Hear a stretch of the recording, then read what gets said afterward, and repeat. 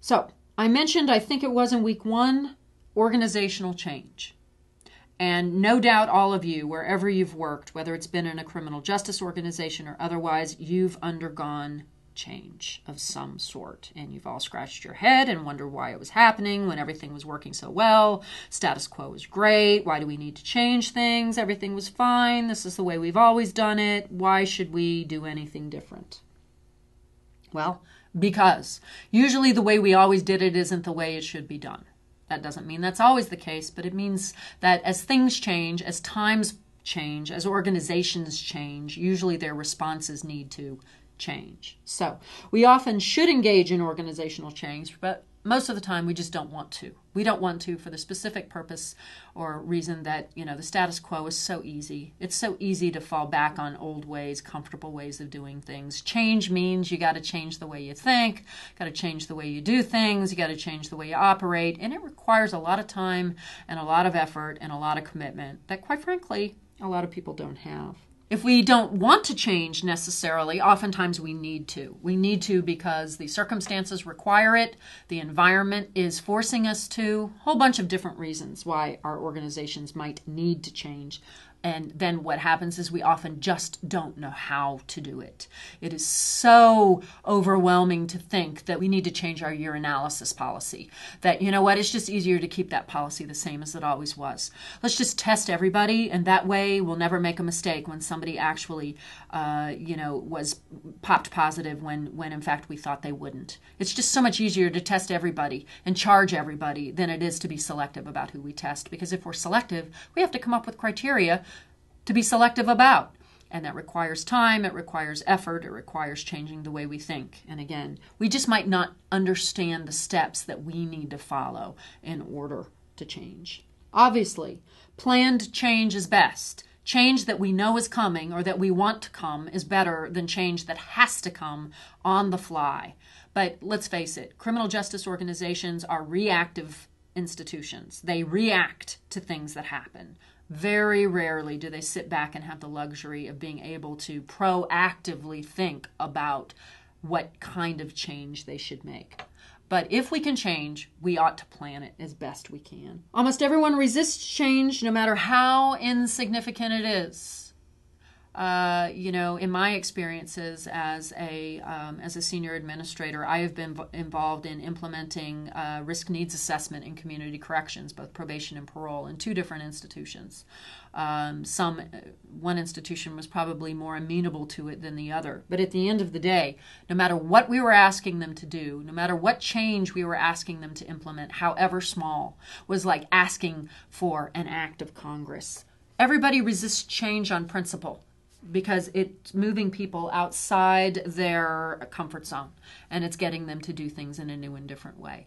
And so if you are going to be the nexus or the catalyst for change in your organization, you need to just be set up to understand that change is difficult, change is hard, and if you do not have a leader and you do not have a management staff in place that is willing to basically stand their course and work through the hard stuff, then change will never happen because they'll beat you down.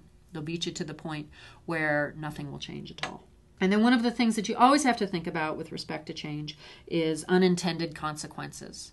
Whatever change you think will happen, whatever change you are seeking to achieve, there will always be unintended consequences as a result of that change. And you can't always predict what they're going to be, when they're going to be, and how they're going to appear. But you must understand that they will always happen. And so you have to be prepared to deal with those unintended consequences as they come up.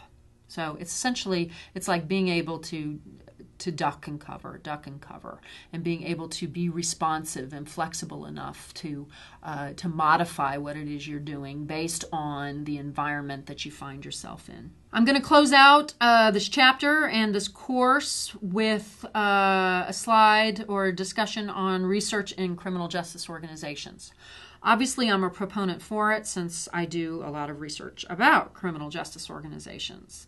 But there's no question that we need to know what works, what doesn't, and what might. If we are going to be responsive to the needs not only of the public but of the people we serve, who in addition to the public are our clients, of course, and the product that we are trying to generate, we've got to know what programs, what organizational operations work, what don't, and what we need to do to fix it.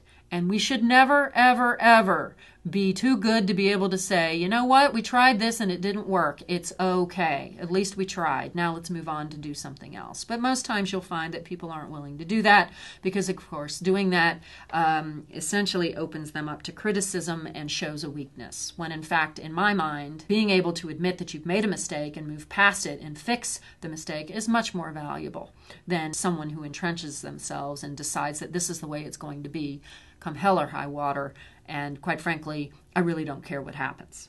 So, we should be doing what's right because it's right, not because it's politically expedient, not because it's the easy way out, not because it's the way we've always done it.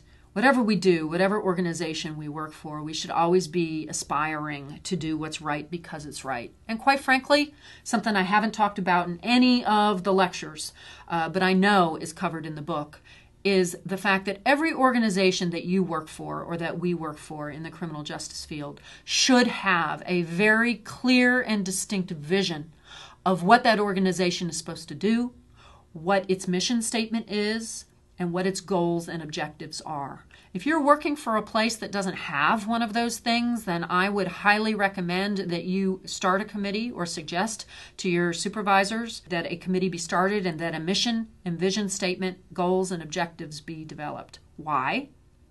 Because every activity that takes place in the organization in which you work should always in some way reflect back to what that mission and vision is, what those objectives and goals are. If you are not meeting the goals of the organization that you work for, if the policies that you've implemented do not reflect back to those goals, if what you do on a day-to-day basis is not in some way relevant to the mission and vision of your agency, then you are falling woefully short. And that really goes to we should do what's right because it is right, not because of any other reason. We've got to rely on research to drive our actions, and that's research whether it comes from the outside, from external researchers, or the inside, from internal research. We should not be afraid of the numbers. And yes, you can cook the books, and yes, we can make the research say what we want it to say. But if we're doing things for the right reasons, then we're not doing that. And what we're doing is we're saying, this is what the research is telling us. Now, how can we respond to this program, or respond to this problem, I should say, in a way that's effective and efficient? Finally, knowledge is power, knowledge is understanding, knowledge is collaborating, and maybe most importantly, knowledge is failing. If we are afraid of any or all of those things in the work that we do and in the organizations that we work with, then our organizations are not only failing us as employees, they're failing the public as the constituency, and again, they are failing the clients that they are supposed to be serving. Remember, at the end of the day, we are generating a product. We do have a product that we need to sell, and that is upstanding members of the community that pay taxes, that contribute to the bottom line, and that make the world a better place to live in. So, as you think through all of the issues in this course and all of how it applies to the organizations in which you work, think about knowledge and think about what it can do for you, how it can benefit you, and how it can hurt you. But at the end of the day, how if you engage in proper management of an organization, if you're all working toward a common goal, then at the end of the day, you're all doing the right thing.